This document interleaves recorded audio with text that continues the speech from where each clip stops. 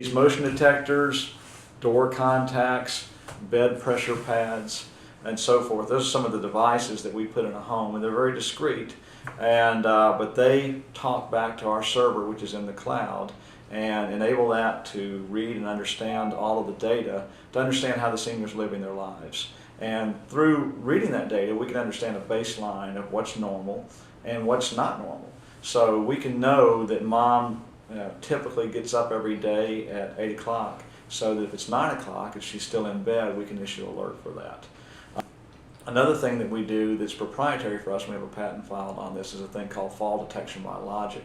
A lot of folks, they use a pendant for the old "I've fallen and I can't get up" type thing, and we have that as well. But during the evening, people don't wear a pendant to bed, even if they say they will, and we don't want to force them to do that.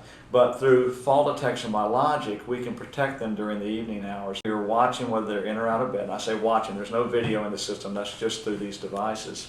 But we know if they're in their beds. If they get up at 1 in the morning to use the bathroom, the system's going to kick into this fall detection by logic mode, give them typically 20 minutes to go to the restroom, and see if they come back to bed. If they don't come back to bed, we may have a fall. On the other hand, we may have a pastrami and rye or some sort of midnight snack going on.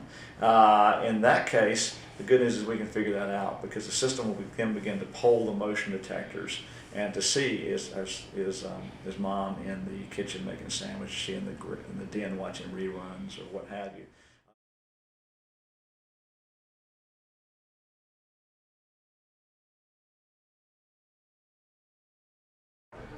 So, at what point would you say it's time to get something like Now. this? Really? Right after you leave. Really? And why do you say that?